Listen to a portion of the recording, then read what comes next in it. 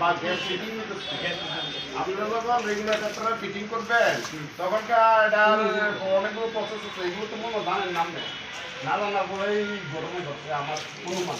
আমরা এখন একটা কল পেলাম এখানে পাল নার্সিংহোমের কাছে নেয়ার মডার্ন ক্লাব রোড। তো ওইখানে আমরা একটা কল পাইছি যে একটা ফায়ার ইনসিডেন্ট হয়েছে।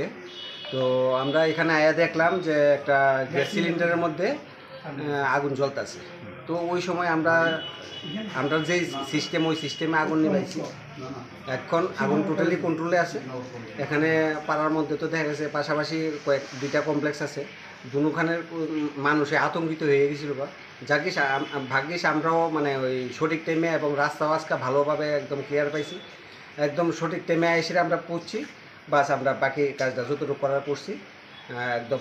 এখন আগুনের কোনো ইয়ে নেই। কয়টা সিলিন্ডার পাওয়া গেছে? সিলিন্ডার এখানে আমরা একটাই পাইছি।